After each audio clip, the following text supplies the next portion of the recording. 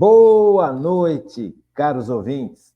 Estamos começando nesta segunda-feira de Carnaval, 3 de março de 2025, em nome do Pai, do Filho e do Espírito Santo, o programa Kairos Tempo de Graça, de número 783. Eu sou Paulo Miziara e ficaremos juntos até às 11 horas da noite nos 1.600 kHz, AM da Rádio 9 de Julho. Quero agradecer ao Rony, que está nos trabalhos técnicos, e a Kátia Maderic, que ficou encarregada da gravação desse programa. Muito obrigado, gente, do fundo do meu coração. Então, como eu havia explicado para vocês, esses 2 dias, segunda e terça-feira, nós iremos fazer um programa, ou 2 programas especiais de carnaval sobre a esperança. O Papa Francisco pediu este ano jubilar da esperança e nós precisamos aprender o que é esperança. E é um tema maravilhoso, um tema delicioso e, mais importante de tudo, um tema que é muito importante para o nosso crescimento pessoal.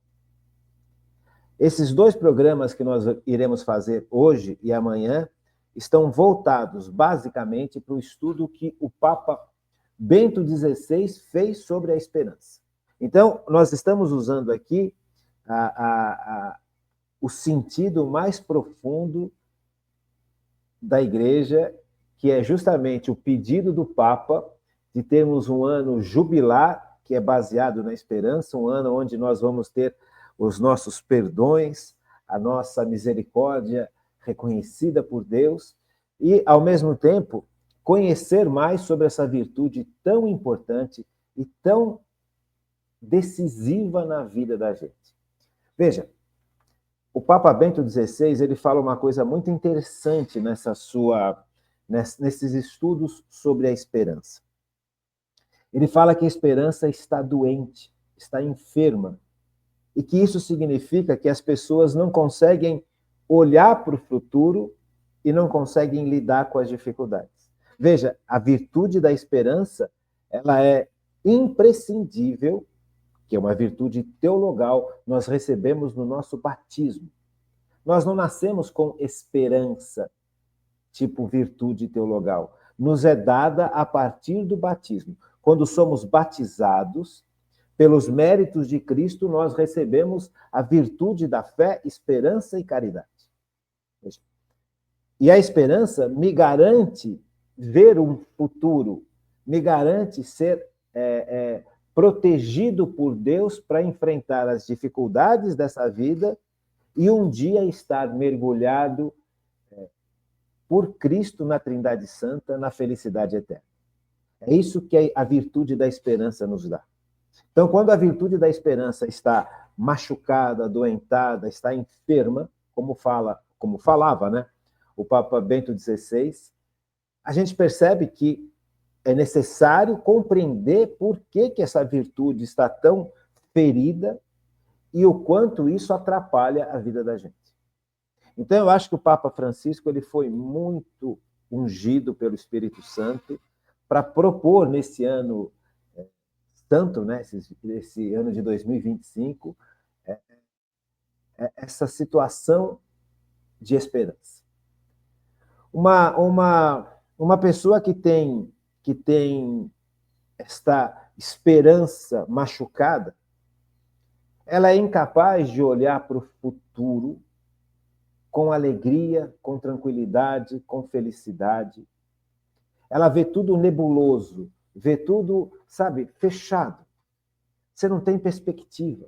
O ser humano sem perspectiva é um ser humano fraturado. É super necessário que eu tenha perspectiva de futuro. O ser humano precisa disso. Nós todos precisamos dessa maravilha que é a virtude da esperança. Se eu olho para o futuro e não vejo boas perspectivas, eu me sinto truncado. Por que eu vou lutar se as coisas vão continuar do mesmo jeito? Por que eu vou me esforçar se as coisas não melhoram? Por que eu vou ir contra os grandes erros que são jogados todos os dias nas nossas vidas, como nós estamos estudando esses meses todos sobre os mandamentos, né? aquelas 3 mentiras que o demônio jogou no coração da humanidade, aquelas 3 mentiras terríveis que nos afastam de Deus, que nos afastam daquilo que é o mais importante da vida da gente, que é conhecer a Deus. Por que eu vou lutar se eu não tenho perspectiva de futuro? Se eu acho que já está tudo quebrado, se já está tudo sem futuro. É muito triste isso. Um ser humano sem a virtude da esperança, ou com a virtude da esperança fragilizada ou fraturada, é um ser humano que fica paralisado. Paralisado pelo medo, paralisado pela tristeza, paralisado pela falta de perspectiva. Veja, não é só isso. A fratura da esperança, que nem fala Bento XVI, que nem ensina o Papa Bento XVI, também me faz viver o hoje de forma muito difícil. A vida, ela apresenta dificuldades. Não tem como nós não enfrentarmos uma série de dificuldades na vida. A vida, depois que o pecado original entrou no mundo, as consequências do pecado ou dos pecados das pessoas vai nos trazer uma série de dificuldades. Veja, uma pessoa que está vivendo no orgulho, na autossuficiência, quando ela se relaciona com as outras pessoas, ela vai causando problemas, vai causando dores, isso é constante. Até a hora que essa pessoa autossuficiente, orgulhosa, cair em si e falar, puxa, eu estou errando. Mas enquanto essa pessoa não chega nesse nível de conversão pessoal, de ação do Espírito Santo, essa pessoa continua te machucando, continua te atrapalhando, entre aspas, a vida. Como é que você vai lidar com isso? Você vai pagar com a mesma moeda, vai transformar também a vida dessa pessoa no inferno e vai deixar que a vida dessa pessoa te transforme também de tal forma que você fique paralisado?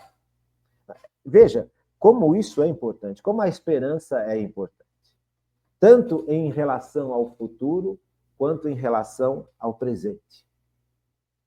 Eu preciso ter forças para enfrentar as dificuldades. Dificuldades no trabalho, dificuldade financeira, dificuldade... Tem pessoas que, diante da dificuldade, elas crescem, elas se reencontram, elas buscam forças aonde elas achavam que não teriam. E tem outras pessoas que se abatem de tal forma que caem em situações de tristeza profunda, de até mesmo depressão. E aqui, pelo amor de Deus, eu não estou criticando ninguém que está com depressão.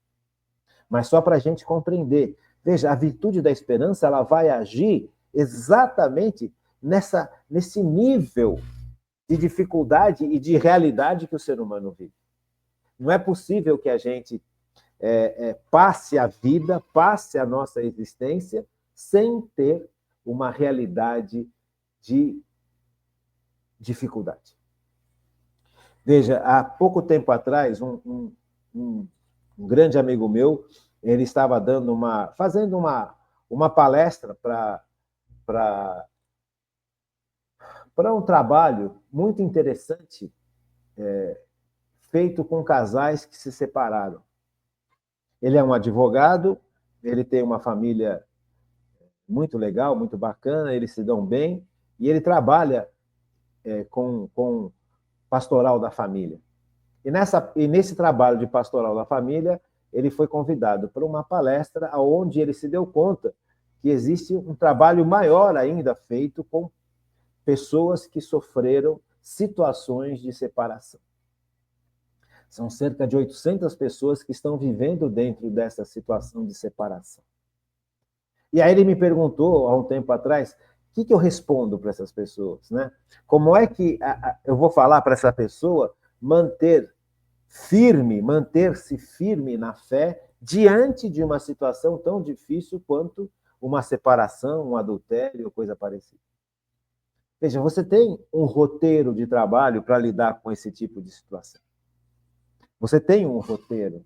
Sabe, a primeira coisa que a gente faz quando a gente está diante de um processo de dificuldade é realmente descobrir, estou diante de um processo de dificuldade.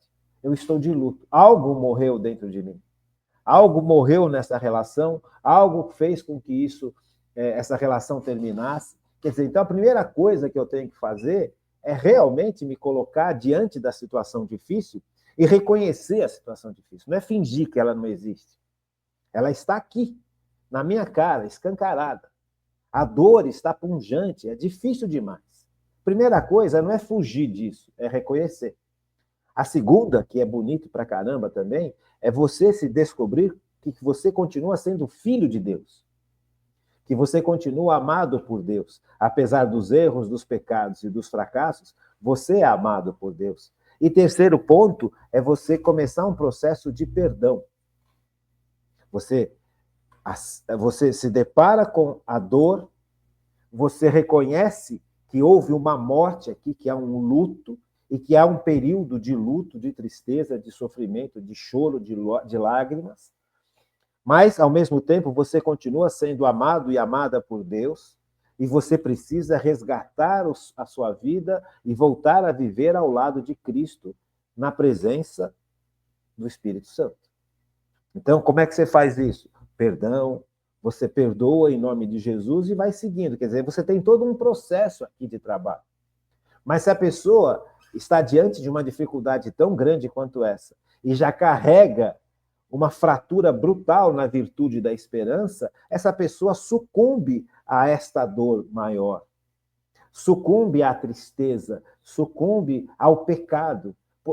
O meu marido me traiu, então eu vou trair o meu marido, que é a reação automática do ser humano. Eu bateu, levou. Só que aí você também está cometendo um outro pecado gravíssimo. Por que você vai cometer esse pecado gravíssimo? Por quê? Porque você está magoado, você quer vingança. Então, tudo isso precisa ser trabalhado.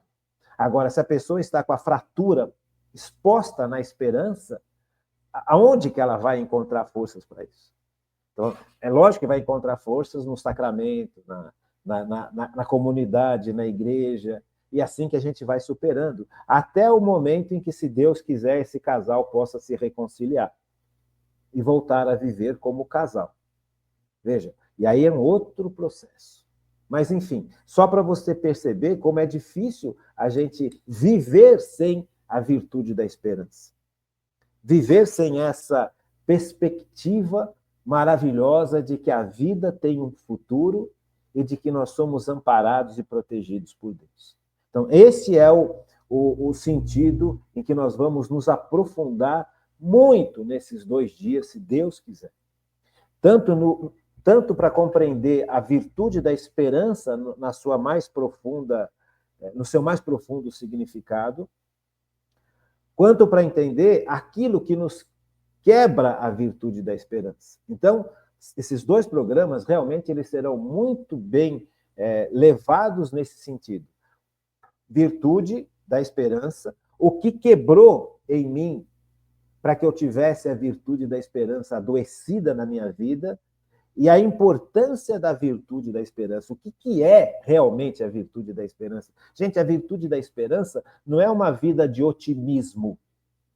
Sabe, tem gente que acha que virtude da esperança é ser otimista. Tem gente que acha que a virtude da esperança é pensamento positivo. Isso não é virtude da esperança, não tem nada a ver com a virtude da esperança. A virtude da esperança é saber que eu sou amado, protegido e amparado por Deus. Que eu sou um instrumento nas mãos de Deus. Quem cuida de mim é Deus. Este é o centro mais profundo da virtude da esperança. Sabe, e vivendo essa virtude da esperança, eu sou capaz de ultrapassar os problemas, olhar além dos problemas, não ser massacrado e diminuído pelos problemas da vida. Sabe, porque diante da vida eu preciso ter uma postura. Qual postura? Eu vou obedecer à vontade de Deus diante de tudo aquilo que a vida me apresenta. Se a vida está me apresentando uma dor, eu vou viver esta dor de acordo com a vontade de Deus. Deus não quer que eu sinta a dor, mas se a vida me oferece a dor, eu vou enfrentar esta dor sem fugir dela, sustentado por Deus, amparado por Deus, protegido por Deus e dirigido por Deus. Isto é a virtude da esperança. É a certeza de que isso é real. Que Deus realmente me ampara, me protege, me direciona, me traz um novo sentido diante daquela vivência difícil. Então, percebo, por exemplo, que... Vamos voltar lá ao casal. O casal que se separou e estão vivendo, os dois estão vivendo essa situação dramática de separação, essa situação de raiva, de ódio, de tristeza. Sabe, passada a primeira fase, que é a fase do luto, você vai entender que houve erros aqui nessa relação. E por que que houve? Por que tivemos tantos erros? Onde eu errei, aonde ela errou? Sabe? Gente, isso é muito doloroso. Além de você estar triste, você vai ter que reconhecer dentro de você que você também errou. Não foi só a outra pessoa que errou, você também errou. E aí você vai compreender uma realidade e buscar soluções dos erros. Por que que eu errei? O que me levou a ter aquele erro? Veja como isso é importante, como isso encaixa com nossos estudos sobre os mandamentos, que é o estudo que nós estamos fazendo nesses tempos aqui. Esses 2 dias de carnaval, nós não vamos trabalhar os mandamentos, nós vamos realmente trabalhar só a virtude da esperança. Por quê? Porque é super importante a gente, que nem nós fizemos naquele tempo em que a gente deu uma paradinha do 5º mandamento em diante, que nós fizemos aquele estudo sobre pecado, agora nós vamos fazer esses 2 dias sobre a esperança. Porque é na esperança, é na certeza de que Deus me sustenta, é que eu posso olhar para a dor interna de uma separação e perceber que eu também errei. Se eu não estiver na certeza de ser sustentado por Deus, eu não dou conta de fazer isso. Por isso a importância da virtude da esperança. Então, a virtude da esperança não é pensamento positivo. Vai dar tudo certo. Não é assim. Sabe? Pensamento positivo não afeta absolutamente nada. Sabe? Pensamento positivo é uma realidade que é estranha ao ambiente católico. Não tem nada a ver com a gente. O que eu tenho que ter é pé no chão. Errei. Me sustenta, Senhor, porque eu errei. Me perdoa, Senhor, porque eu errei. Me mostra, Senhor, quais foram as raízes do meu erro. Por que que eu errei? Sabe? E aí você começa um processo de transformação, de crescimento pessoal. Lá na frente você vai perceber, puxa vida, como foi importante passar por essa dificuldade tão grande com Deus. Eu aprendi muita coisa em relação a mim que até então eu não enxergava. Por isso que Deus permite que a gente passe por situações difíceis. Porque eu vou poder tirar lá na frente, conclusões que vão me fazer um homem melhor ou uma melhor mulher. Veja, então, eu preciso compreender o processo. Esperança é fantástico. O que quebra a esperança dentro de mim? Veja, o que quebra a esperança dentro de mim? Vários fatores. Vamos tentar estudar todos eles hoje. São pelo menos 5 fatores que vão quebrando a esperança na minha vida, que vão fraturando a virtude da esperança na minha vida. Então, veja, vamos dar um outro exemplo antes de começar a estudar esses fatores. Vou tomar um golinho d'água aqui. Veja, uma pessoa que está com a virtude da esperança fraturada, ela não consegue assumir responsabilidades. Hoje nós vivemos uma situação que chama-se pós-modernismo. O pós-modernismo é a forma de pensar da maior parte das pessoas hoje no Ocidente, que o ser humano deve aproveitar a vida e sentir todas as paixões possíveis. Conhecer todas as paixões possíveis para saber o que são. Então, hoje, eu quero ser padre. Então, eu vou lá, entro num seminário e começo a fazer seminário. Aí chega uma hora que você fala, quer saber de uma coisa? Eu não quero mais. Já vi que quer ser padre, agora eu quero ser monge budista. Largo o seminário e vou ser monge budista. Começo a ficar 2, 3 meses como monge, aprendendo a ser monge. Largo o monge budismo e você não sei o quê. Você entende? Então, já existe um processo social ao nosso redor que incentiva a falta de responsabilidade, de assumir alguma coisa. Então, nós já temos um processo externo muito forte que corrobora a falta da esperança, a quebra da esperança. Porque uma pessoa que não confia em si mesma, uma pessoa que está fraturada na esperança, ela não tem coragem de assumir uma responsabilidade o resto da vida. Veja, como é que uma pessoa vai assumir o casamento, o matrimônio, se ela está completamente destruída por dentro? Como é que uma pessoa vai assumir realmente um sacerdócio católico, que é para o resto da vida, se ela não tem confiança em si, se ela não conhece o seu potencial, se ela está fraturada por dentro? Ainda mais tendo toda essa visão pós-moderna corroborando a falta de responsabilidade. Então, é um processo interno e um processo externo. Por isso, a importância de você saber o que é realmente esperança e por que muitas vezes nós estamos com essa virtude tão fraturada dentro de nós. Tá bom?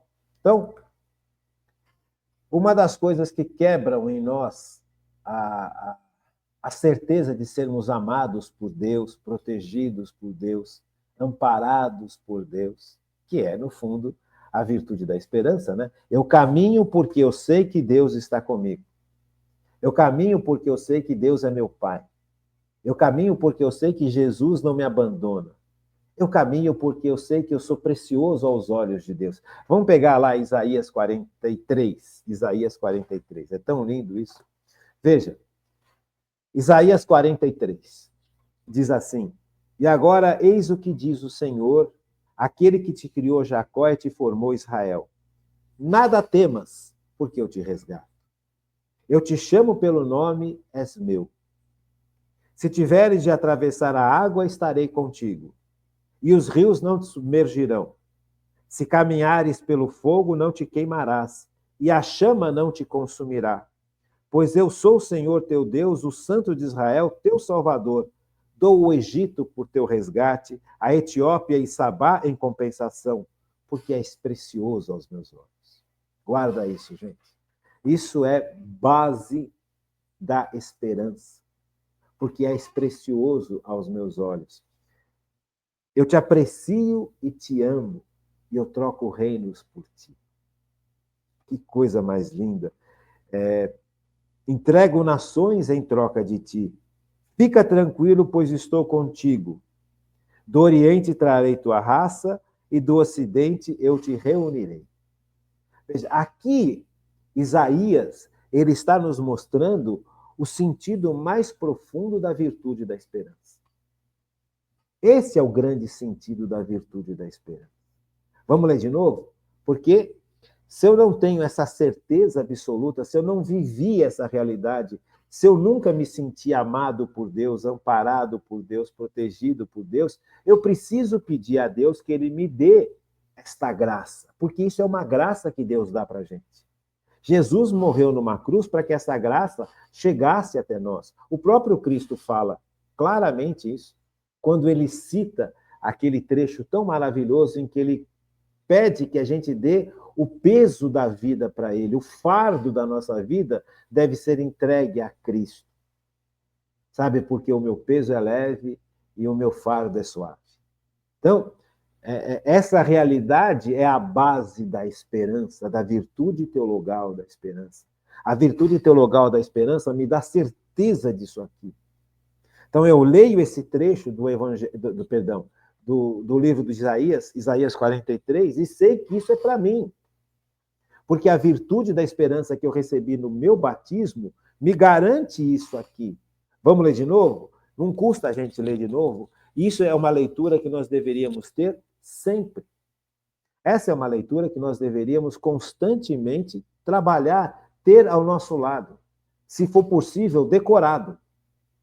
Porque quantas e quantas vezes nós passamos pela vida e esquecemos disso aqui, que é o mais importante.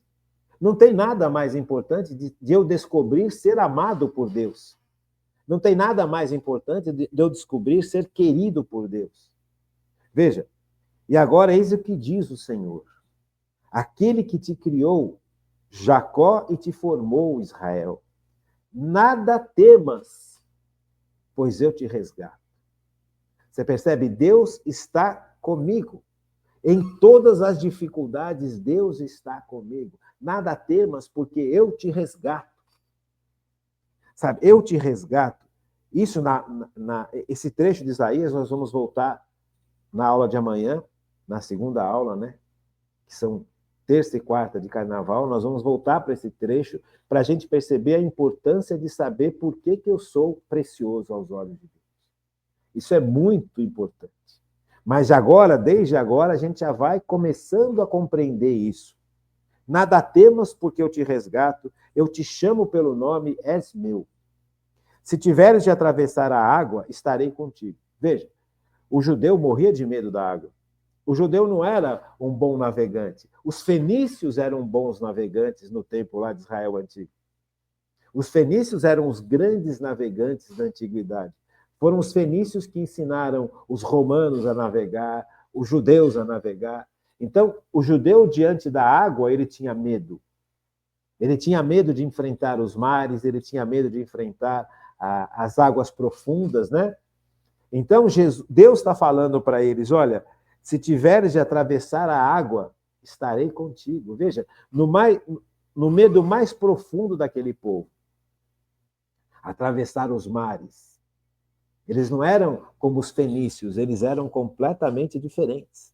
Então, Deus está mostrando no meio do medo deles, que mesmo diante do pavor deles, Deus não abandona, Deus está junto.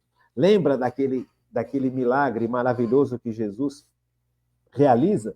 Os apóstolos estão na barca com Cristo, atravessando o mar revolto. E Jesus está dormindo no cantinho da barca, dormindo, e a tempestade comendo solto. E, de repente, aqueles discípulos, né, os alunos, aqueles que estavam com Jesus, que eram, no fundo, pescadores, na sua maioria, conheciam o perigo que eles estavam diante do perigo. Eles estavam diante da situação mais terrível para um pescador, que é um temporal no meio do mar. Veja, lembre-se, o judeu tinha medo de navegar, e mesmo assim eles estavam pescando. Eles não iam para o mar aberto para pescar, eles pescavam perto da costa, porque eles tinham medo de navegar. Você compreende? E, de repente, vem aquele temporal, vem aquelas ondas imensas, vem aquela ventania, e o barco onde eles estavam realmente iria cair, iria afundar. E eles acordam Jesus e questionam Jesus: Jesus, nós estamos morrendo, você não vai fazer nada? E Jesus dá uma bronca neles: homens de pouca fé. Veja, cala-te, vento. E o vento cessou. E eles ficaram assombrados de ver que Jesus tem o poder de calar o vento e de amansar as ondas. Só Deus tem esse poder. Nós não temos esse poder. Por mais tecnologia que nós temos, quando um navio, por maior que seja, hoje os navios são imensos, são verdadeiros arranha-céus que navegam, quando enfrentam ondas desse tamanho, correm também o risco de afundar. Jesus calou as ondas. Você percebe? Então, aqui Jesus está mostrando que ele está presente, que nem as grandes tempestades podem vencer a gente, se estivermos com Cristo. Isto é a virtude da esperança. A certeza de que eu sou querido, amado. Vamos continuar no 43. E os rios não submergirão, se caminhares pelo fogo, não te queimarás. E a chama não te consumirá. Não significa que eu vou pôr a mão no fogo e vai ficar tudo certo. Não é isso. Ele está falando aqui em uma linguagem, é uma forma de dizer. O que é o fogo? O fogo aqui tem vários sentidos. Um dos sentidos do fogo que fala Isaías é um dos, né? Porque tem outros que eu não gostaria de tocar no assunto agora, mas só para a gente entender no sentido da esperança. Aqui Isaías está falando sobre uma realidade importante. Quantas e quantas vezes nós passamos por situações, por tribulações que são terríveis. E nós nos sentimos sozinhos, abandonados. Nós nos sentimos traídos por Deus, como se Deus fosse culpado. Claro que não. Veja, e Deus fala, se caminhares pelo fogo, não te queimarás e a chama não te consumirá, porque no fogo, na tribulação, Deus não te abandona. Mesmo quando a gente erra, Deus não abandona a gente. Somos nós que abandonamos a Deus. Então, pois eu sou o Senhor, o teu Deus, o Santo de Israel, dou o Egito em resgate, e Sabá em resgate. Por ti. Jesus provou isso na cruz. Ele morreu por nós numa cruz. Então, eu tenho por que ter esperança. Eu tenho por que acreditar na virtude da esperança, que Deus cuida de mim. E eu posso enfrentar a vida de peito aberto, porque Deus está ao meu favor. Porque és precioso aos meus olhos, porque eu te aprecio e te amo, permuto reinos por ti, entrego nações em troca de ti. Fica tranquilo, pois estou contigo. Veja, aqui está a parte mais maravilhosa do conhecimento da esperança. Quantos de nós temos esse conhecimento, dessa virtude? Nós já estudamos a virtude da esperança. Nós já tivemos aulas sobre a virtude da esperança. Não sei se você lembra, mas é justamente para isso, para que a gente possa viver, ultrapassar as dificuldades, o fogo, o mar, ultrapassar os medos, ultrapassar as tristezas, na certeza de que Deus está conosco e que temos um futuro. Por mais que o mundo hoje apresente um futuro extremamente escuro, não vai ter emprego porque os robôs vão tomar conta de tudo. Não vai ter trabalho porque a inteligência artificial vai tirar o teu trabalho. Vai cair vai ter um terremoto, um maremoto, vai morrer um monte de gente, vai cair um cometa na Terra. Gente, aconteça o que acontecer. Eu estou em paz porque eu estou na presença de Deus. Porque Deus me ama. E Ele prova isso. Eu sou precioso a Deus. Guardou? Deus me ama. Eu sou precioso a Deus. Então, como é que a virtude da esperança vai fraquejando dentro de mim? Quando as pessoas que eu amo começam a quebrar promessas. É o primeiro ponto.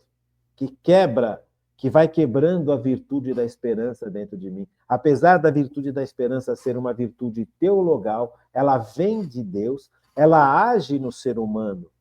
E o ser humano tem os seus limites. Veja, quando eu vivo dentro de uma casa, eu amo as pessoas que estão ao meu redor, amo meu pai, amo minha mãe, amo os meus irmãos, amo os meus filhos, amo os meus avós, amo os meus netos. Então, quando você vive um ambiente de amor, é fácil você ter consciência de que você é protegido e amparado.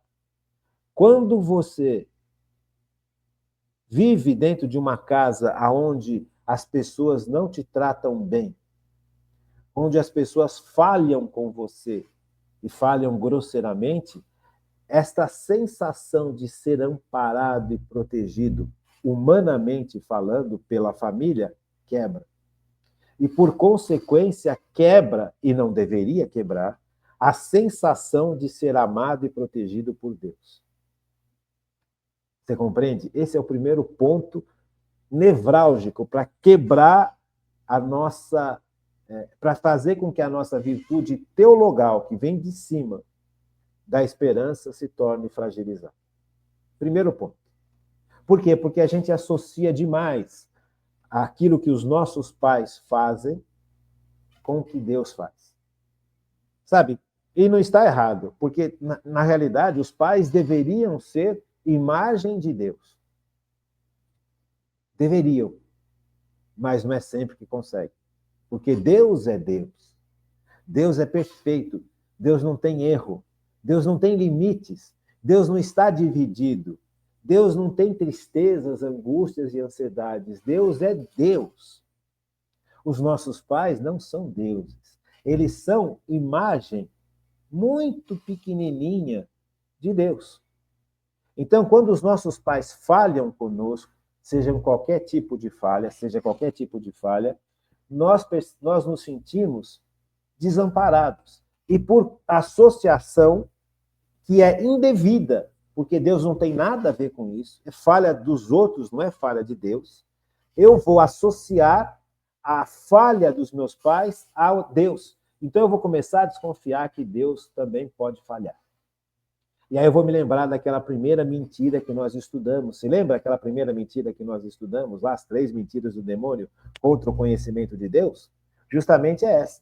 Deus oferece para Adão e Eva, para Eva, né?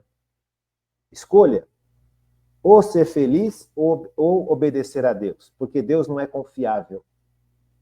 Esse é o pecado original. Essa mentira vai ressoar agora no coração da gente de uma forma muito forte. Então eu começo a desconfiar de Deus, e no momento que eu começo a desconfiar de Deus, eu quebro a esperança dentro de mim, porque a esperança é justamente isso, é confiar que Deus me ampara, protege, como fala Isaías. Eu troco reinos por ti, és precioso aos meus olhos. Entende? Então, aqui começa uma fratura humana na virtude da esperança. E Deus não tem culpa. Compreendeu? Então, é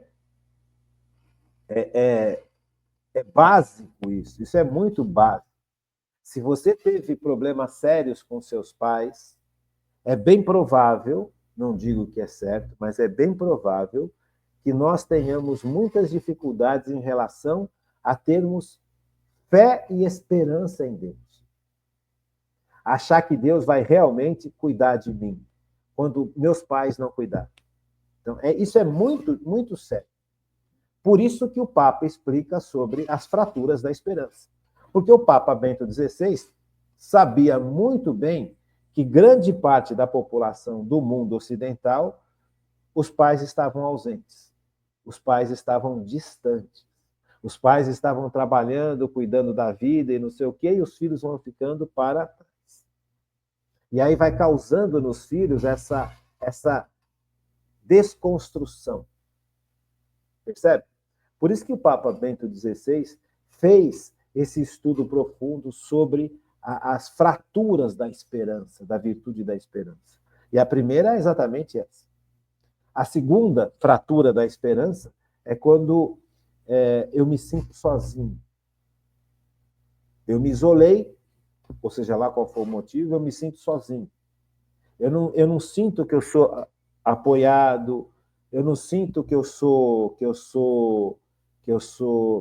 escutado. As pessoas, de certa forma, vão me isolando, seja lá qual for o motivo. E o ser humano não foi feito para ficar isolado. Nós já falamos isso quantas e quantas vezes, que o ser humano não foi feito para ficar isolado. O ser humano foi feito para viver em comunidade. É na comunidade que aparecem os meus erros, é na comunidade que aparecem os erros dos outros, mas é também na comunidade que aparecem os meus acertos e os acertos dos outros, e o apoio dos outros. Então, quando eu não tenho essa vivência de comunidade, quando eu não tenho uma vivência de crescimento em comunidade, eu vou me isolando, eu vou me sentindo sozinho.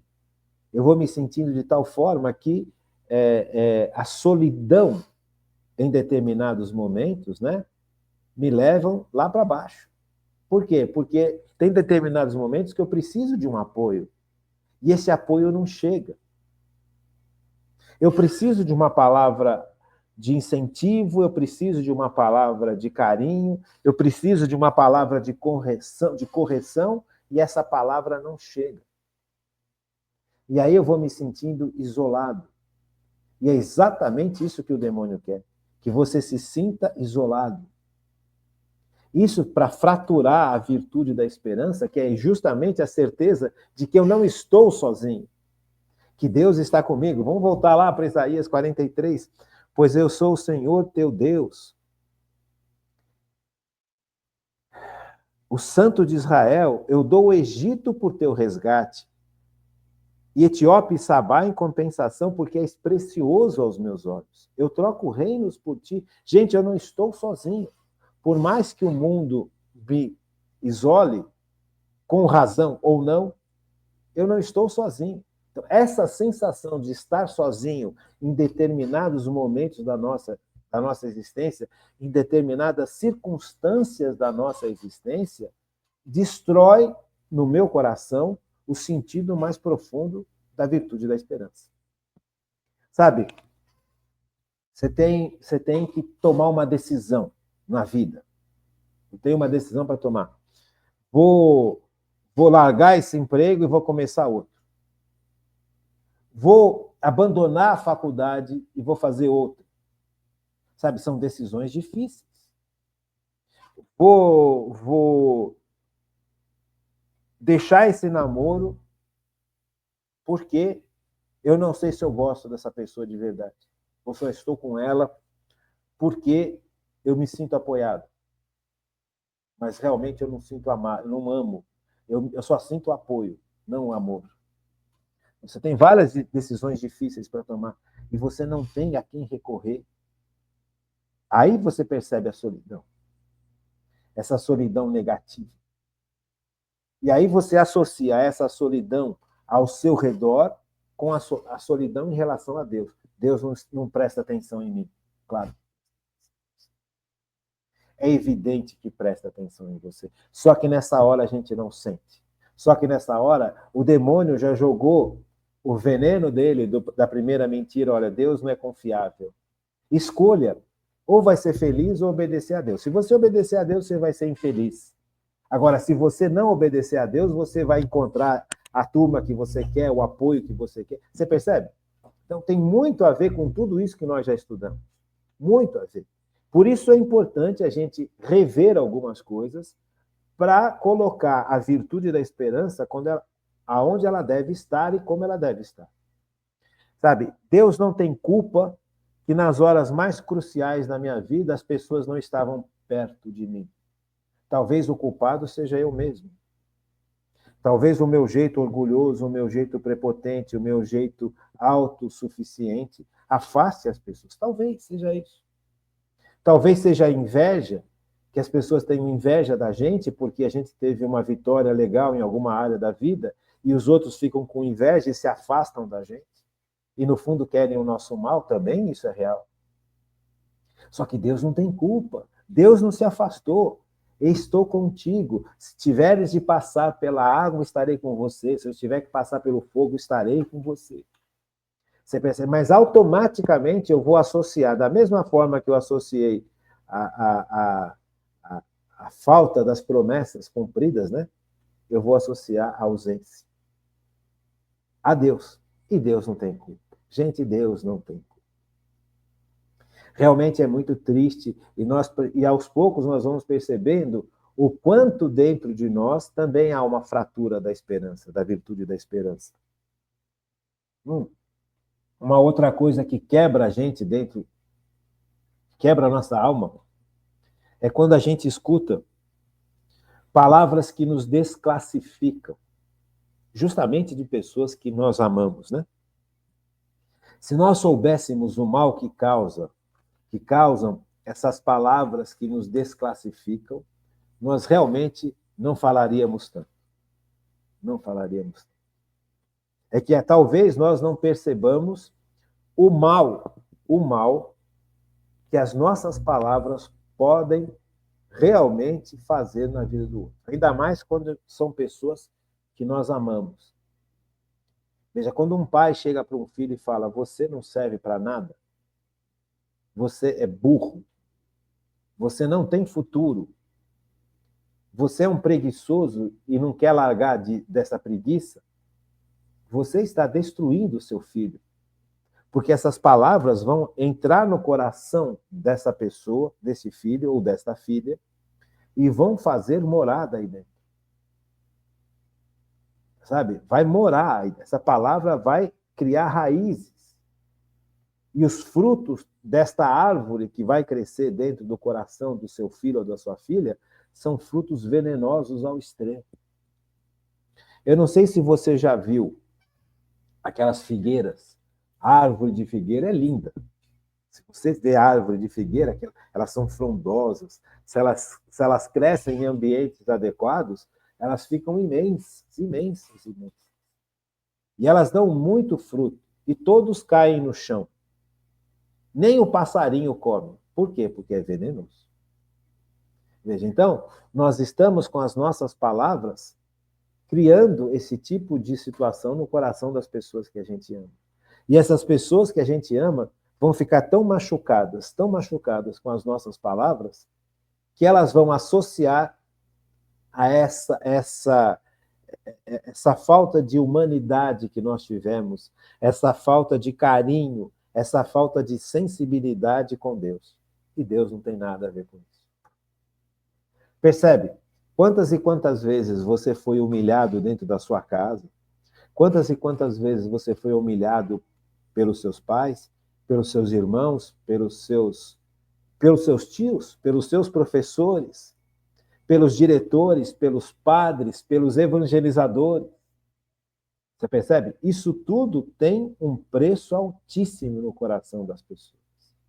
E o maior preço é que, infelizmente, as pessoas associam a essa falta de amor, de misericórdia, de caridade para com Deus. As pessoas se sentem abandonadas, destruídas por Deus. E aí você começa a compreender por que tantas pessoas hoje não têm mais a virtude da esperança, né? A gente começa a entender que existe aqui um processo de destruição massiva em relação à virtude da esperança. Eu não sei o que está sendo mais destruído hoje em dia. Se é a virtude da fé, porque pelo ateísmo e pelas ideologias, que nós já estamos estudando há quanto tempo, ou a esperança. Veja, as duas estão sendo brutalmente destruídas. Porque tem um monte de gente que abandona Deus com a vida. Ah, eu acredito em Deus e vive como se Deus não existisse. Isso é abandono de Deus, isso é contra a virtude da fé. E muita gente vive de costas para Deus. E aí a pessoa não tem esperança de resolver os problemas, porque ela chega uma hora, ou ele chega uma hora, e percebe que não tem forças para resolver tudo. Aí a pessoa se solta, fala, poxa, não tem mais saída. É a falta da virtude da esperança. Então, aos poucos nós vamos percebendo quão grave é o problema. Que grave que é esse problema de falta de virtude da esperança. Outra coisa que afeta demais a virtude da esperança na vida da gente são passados que foram muito dolorosos. E aqui é muito trabalhoso lidar. Aqui é trabalhoso lidar. Os passados dolorosos, pessoas que viveram grandes pecados, pessoas que viveram pecados assim gravíssimos. Isso é muito sério. Porque aí nós vamos associar a Deus uma imagem que Deus não tem. Deus é justo, mas Deus é misericórdia. Eu sempre gosto dessas duas realidades de Deus, porque elas são perfeitas o tempo inteiro. Deus é justo e Deus é misericórdia. Se eu peco, seja qual for o pecado, seja qual for a gravidade do meu pecado, e me arrependo do meu pecado, reconheço o meu pecado, e me arrependo do meu pecado, ou da vida errada que eu vivi, Deus me perdoa e Deus me acolhe. E eu me abro para que Deus transforme a minha vida de pecador numa vida de santidade. Isso é um processo, não é uma varinha de condão que resolve tudo. Pá, não é. É um processo.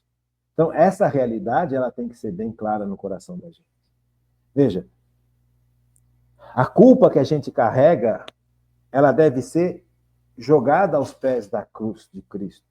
E a partir do momento que eu fui perdoado por Cristo, eu devo me perdoar.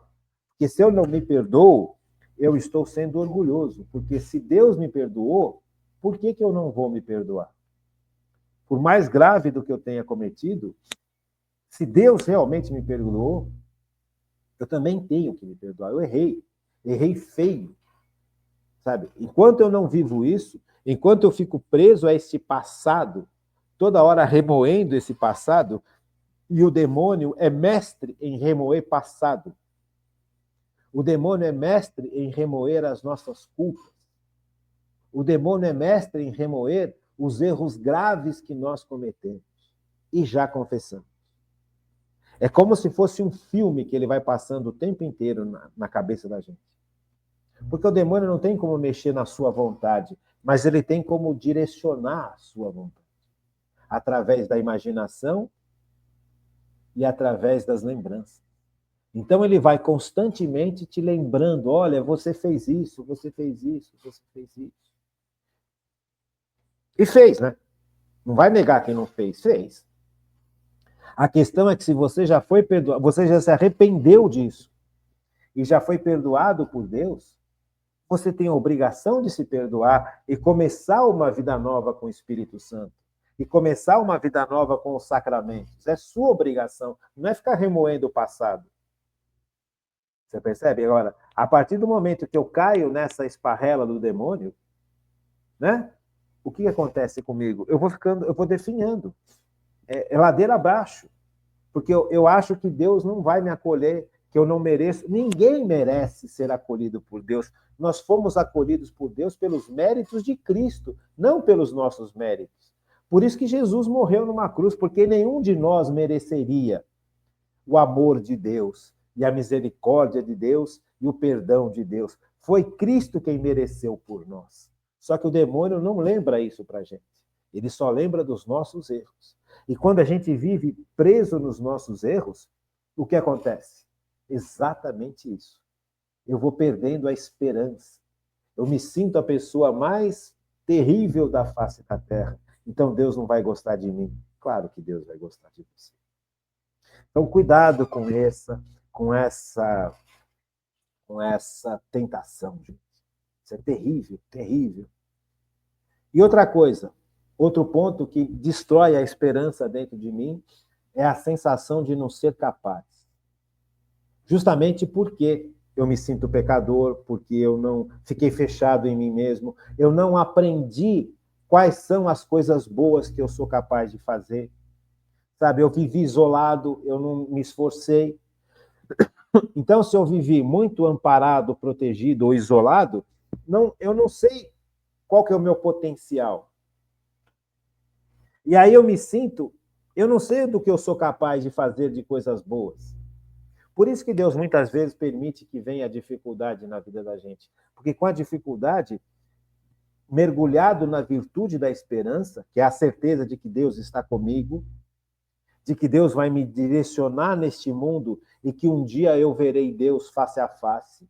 Quando eu tenho essa virtude da esperança íntegra, sem estar fraturada, eu posso enfrentar as dificuldades. E enfrentando as dificuldades, eu vou me descobrindo. Puxa, eu não sabia que eu era bom nisso. Eu descobri que eu sabia ensinar aos 30 anos de idade. Depois que eu encontrei, que eu fiz a primeira experiência de oração com a renovação e comecei a trabalhar na igreja, eu comecei a perceber que eu sabia explicar. Eu não tinha a menor ideia que eu sabia, que eu soubesse explicar algo para alguém neste nível. Eu só vim descobrir isso quando eu tinha 29 anos de idade. Veja, quanto tempo eu perdi.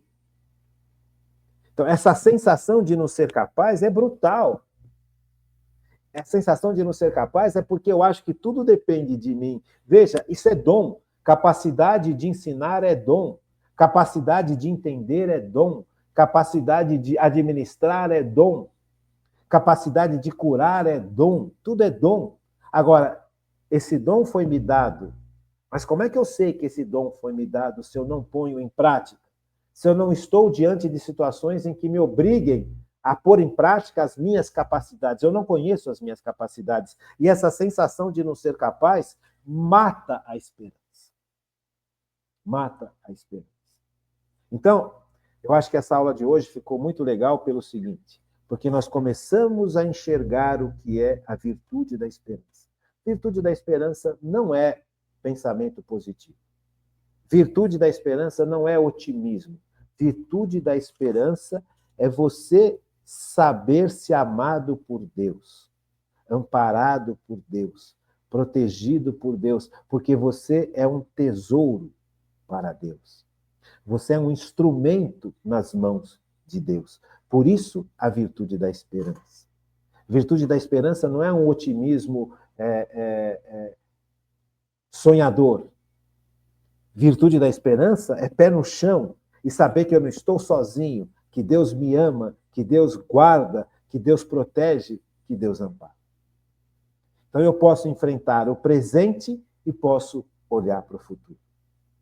Então essas situações todas que nós colocamos, vamos resumi-las, as promessas não cumpridas, né? A ajuda que não chegou quando eu precisava, as palavras que me desqualificam, o passado doloroso e a sensação de não ser capaz, tudo isso vai quebrando esta virtude sobrenatural, não é humana, é sobrenatural, porque de alguma forma nós associamos os erros dos pais, das pessoas que a gente gosta, dos amigos, dos familiares, a Deus. Nós associamos a nossa falta de coragem a Deus. Nós associamos a nossa falta de misericórdia e de justiça a Deus, como se Deus fosse isso. E é exatamente ao contrário.